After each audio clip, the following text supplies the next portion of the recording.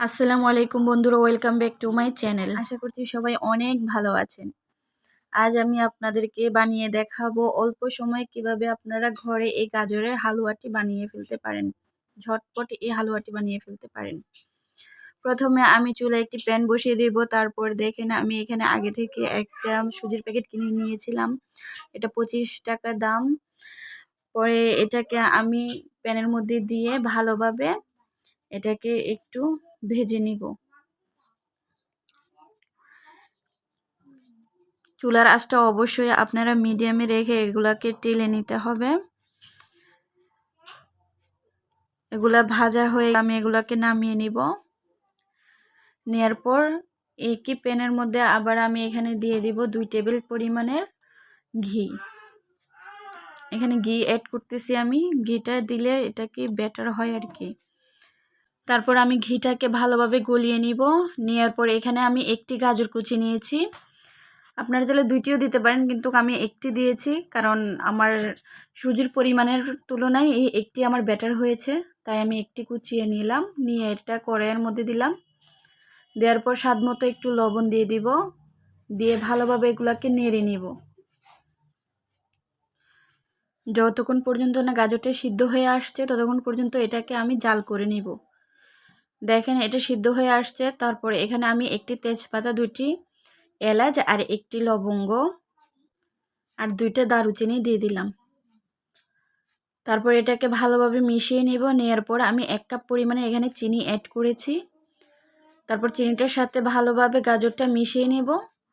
নেয়ার সাথে সাথে দেখেন কিভাবে চিনি শিরাটা উঠে আসছে। এভাবে চিনি শিরাটা উঠে আসলে তারপর এখানে আমি 1/2 লিটার লিকুইড দুধ ব্যবহার করেছি। এখানে আমি 1/2 লিটার লিকুইড দুধ দিয়ে দিলাম এখানে। দেওয়ার পর এটাকে ভালোভাবে জাল করে নিব। এভাবে বলক চলে আসলে তারপর আমি আগে থেকে যে সুজি ভেজে রেখেছিলাম সেই সুজিগুলো আমি আস্তে আস্তে করে এখানে অ্যাড করে দিব। নিশ্চয়ই মনে রাখতে হবে এগুলাকে আস্তে আস্তে করে অ্যাড করতে হবে, তা না হলে দলা পেকে যাবে। আমি যেভাবে করতেছি এভাবে করলে আপনাদের এটা পারফেক্টলি হবে। এভাবে আপনারা এটাকে আস্তে আস্তে ভাবে আলতো হাতে এগুলাকে নেড়ে নিতে হবে। ভালোভাবে একটু মিশিয়ে নেবেন। নেয়ার পর দেখবেন সুন্দর একটা হালুয়া তৈরি হয়ে গেছে। এই যে দেখেন আমি যেভাবে করতেছি আপনারাও এভাবে করবেন, তাহলে আপনাদেরটা ভালো বেটার হবে আর কি। তারপর হয়ে আসার আগ মুহূর্তে আমি এখানে দিয়ে দিলাম 1 চামচ পরিমাণের ঘি ফ্লেভারটার জন্য। আমার এটা পারফেক্টলি হয়ে গেছে। এখন আমি এটাকে পরিবেশন করব। একটা প্লেটের মধ্যে আমি এটাকে ঢেলে নিয়ে ভালোভাবে মিক্সড করে নিলাম।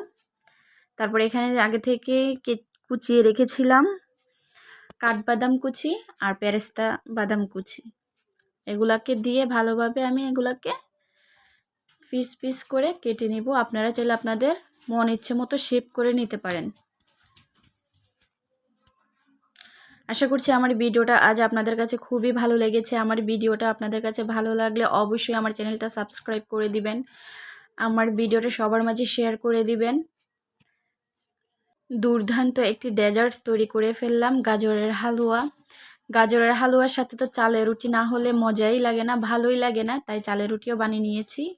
আশা করছি আমার ভিডিওটা অনেক ভালো লেগেছে। ধন্যবাদ বন্ধুরা।